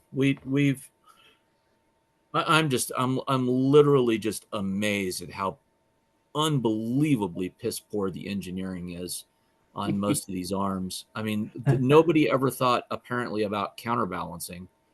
I don't understand why nobody can see how valuable that would be. It blows my mind. It utterly blows my mind. We're connected on LinkedIn, so send me a message if you want to. Yeah, thank you. Yeah, the best motors I've found so far have been windshield wiper motors. Oh wow. Absolutely fantastic motors, and they're just old DC motors, and so they'll run for forever. They just don't die, and they work really really well. All you need is a good encoder and a fast feedback loop, and you can just do amazing things with them. I mean, I can show you demos from our arm that just kick butt. And we're using stepper motors, but DC motors are great too. So Yeah. sorry, you hit a fine point.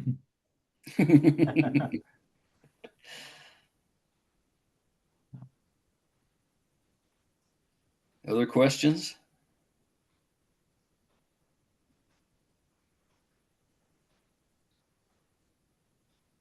Okay, I think you covered it pretty well there. Thank you so much, Joseph.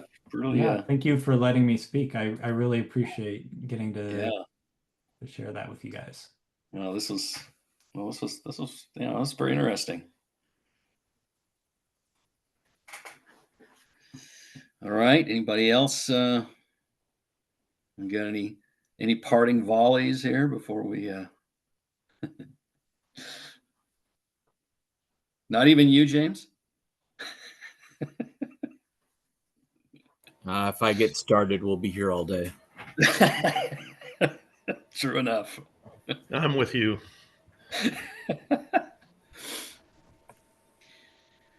All right. Well, I've already done all the stuff that I did afterwards. Hopefully, sometime this week, I will get get this video in the meeting post up. I think I don't know if there's anything else that anybody wanted to contribute to the chat. Joseph, would we be able to get a copy of your slides to No, to post? absolutely. Yeah, no problem. Okay. Should I just email it to you? Yeah, if you could, could you turn it into a PDF? Yep. Yeah, No and then problem. just send me the PDF. That would be awesome. Thank you. Okay. Sure. Yeah. All right. Well, anybody? Let's see. We're just about right on time here. If nobody else has anything else, I will bid you all a good day, and I'm going to try to get out and enjoy a little of the sunshine here. We have a bit more sunshine here in Idaho than you do in the Pacific Northwest, although today is kind of overcast, but sun's trying to come out. So I'm just amazed you made it through lunch there, Steve, with the time offset. You must be hungry by now. I actually am hungry, yes. Let's keep Steve talking and torture him so his blood sugar level keeps dropping. Hey, yeah, exactly.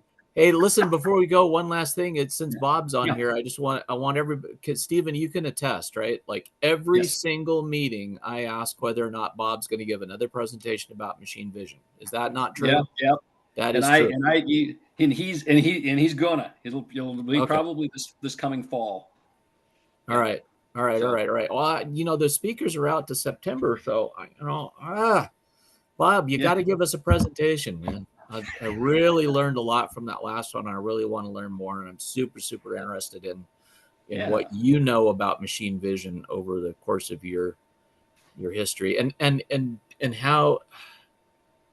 If there's one thing I can say, oh God, he's getting started again. Okay, just one small thing is there's this constant desire for everybody to take everything that's old, everything that's been done before, and just put it in the trash can. And we don't need that. We'll just train an AI and it'll just do it for us. We don't have to think about it, right? And yeah, I get the pull really of that. work. I get the pull of that. But if you look at the self-driving cars that work, Waymo, okay?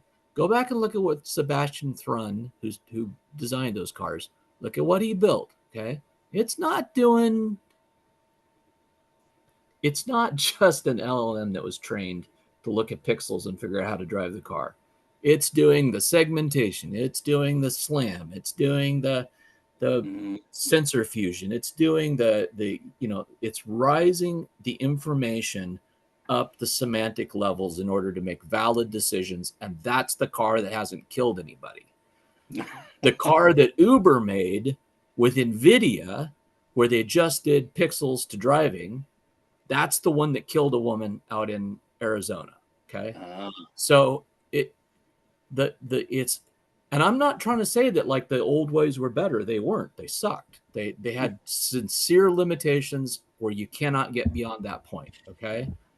But the combination, the have I mentioned that it's it's working together, right? Yeah. You take the old methods, you segment the image, you do the stereoscopic extraction of the data, you do the summary, you do the recognition, and then you feed it into the neural network or whatever the system is, and then you get something that works. Well, even then, you don't want to use a neural network for very much of that decision making. It's just not appropriate. Neural networks I think are very good for doing feature recognition, language recognition, speech recognition, things like that, and video recognition. But they're not real good for some of the higher level decision making that you need. I think what happens is the problem with the neural networks is that they hallucinate. So that's what they call it, is hallucinate these days. But it's basically they come up with stuff that's wacky, right? Well, that's the LLMs, and that's because of the way they're made. Yeah. They are a regressive predictor. So they predict a word, shove it back in, predict the next word based on that word that they just predicted. And so you can see very easily where they go off track. Right. And that was like at the beginning, I was pointing out a paper where they're using classical AI, PDDLs, to restrain LLMs in order to keep them from hallucinating things. But here's the other thing is PDDLs can't work because the search space just expands off the face of the earth and you can't get anything done. So you use the LLM to help chart your course in a way that takes into account all the training data that the LLM has seen in the past. And it does a better job of quickly getting to something that might work, right? Maybe will, maybe won't. And then the PDL can look at it and very efficiently, very computationally inexpensively say, yeah, no, that's bullpucky. Or, oh, hey, look, that works. Let's try that, right? And that's like what that paper is doing. I just read another one where they're actually, back to what you were saying, Bob, they're actually using, and I don't completely understand how they're doing this, but they're using a PDDL to constrain each individual word that the LLM puts out. So they're like the LLM doesn't just give you one word; it gives you like a distribution of possibilities. Like I think it's probably this, but it might be this, might be this, might be this, might be this. And then it gives you the probabilities along with it. Yeah, exactly, the probabilities. So then they're using the LLM to look at that list and go, yeah, no, your first choice is bullpucky. This choice looks like it might work. And then, okay, now if you use that word and you put that in at the beginning, now what's your next word? And so it's keeping it from going off into this crazy hallucination about things that are wrong, but it's taking advantage of its ability to very inexpensively come up with what the next word should be in a way that where the words are related in a way that it has learned to relate words. So it's the classical AI needs to work with the modern AI, and then we'll have something that actually works. And Bob, what you've done in Vision in the past is gold. And we need to capture it before it's too late. Yeah. Getting back to the zombie comment. Yeah, let me tell you, I've been sitting here with an ice bag on my knee all the time. Yeah. How long did that surgery take, man? And did they pull the whole knee, or was it just a rebuild? No, they pulled the whole knee. So I went in the morning. They did the surgery. I was home by noon. So what percentage of you now, Bob, is robot, and what percentage is human? Well, I have 2 titanium hips and 1 titanium knee right now. I love it. That's great, man. Like you were saying, when you're younger, you talk about getting older and growing older together. My wife and I were talking about this a while back. Yeah, well, we thought at that time getting older meant, you get gray hair, you slow down a little bit. We didn't realize that the parts wear out and you got to replace them. I'd say a lot more about this, but Steve's still recording, so I'm going to.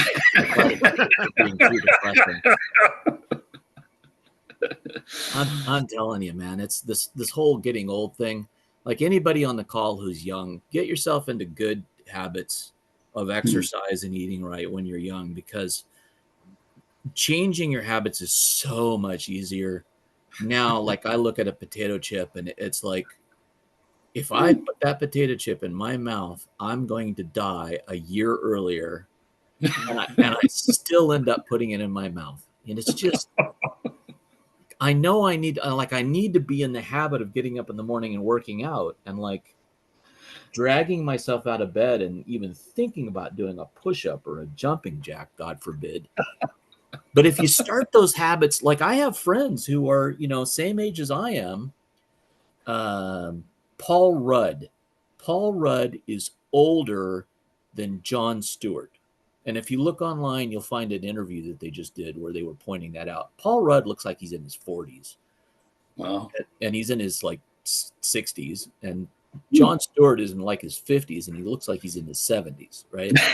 So it's like, you know, when you're young and you have the ability to build these habits of like working out and eating right and being healthy, just I have to say again and again and again how valuable that is and how much I wish I had built those habits when I was young. Mm-hmm. I absolutely agree with you, 100%. All right, I'm gonna go do some push-ups. Does anybody believe me? Does anybody buy that? I'm gonna go eat some potato chips. Yeah. I say, Gordon, I saw you had your hand up there for a sec. Did you have something to say, or you change your mind there? I'm sure that was accidental. Oh, okay. I know the last topic is not very robotic, but you know, with Bob being 40% bionic, I mean. Well, yeah, I'm not quite there yet, but it's definitely on the horizon. Yeah. I mean, all I have is glasses and an earpiece, so nowhere near yet. Mm-hmm. Yeah, I have to have a cataract surgery probably later this summer, and I have another eye disease which they're going to fix at the same time. So, yeah, replacing parts. How funny is it that the guy who specialized in robot vision or machine vision has eye surgery? That's yeah.